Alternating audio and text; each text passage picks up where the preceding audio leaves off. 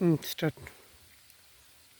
আমরা এখন যেখানে আছি এটা হচ্ছে চা বাগানের নার্সারি এরিয়া, যেখানে চারা উৎপাদন করা হয়।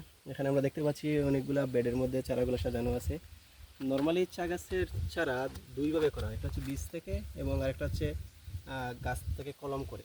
তো নর্মালি কলম করে বেশি করা হয়, বীজ থেকে খুব বেশি ভালো চারা হয় না। এই জন্য এখানে যেটা দেখতে পাচ্ছি শুধু পাতা, আসলে এটা পাতা না, পাতার সাথে কাণ্ডের একটা অংশ আছে, একটা নির্দিষ্ট পরিমাণ কাণ্ড এবং পাতা, যেটা মাদার টিবুস বলে। মাদার মানে মূল যে চা গাছ থেকে এইটা নেওয়া হয়।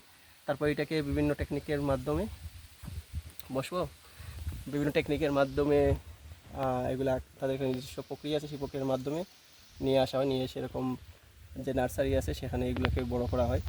একটা কন্ট্রোল অবস্থায় রাখা হয়। আপনারা দেখতে পাচ্ছেন শেডের মধ্যে রাখা, কারণ চায়ের চারা বেশি রোদে রাখা যাবে না, তার জন্য একটা নির্দিষ্ট পরিমাণ ছায়া দরকার আছে। সেই ছায়াটা এখানে ব্যবস্থা করা হয়েছে চা বাগান কর্তৃপক্ষের মাধ্যমে।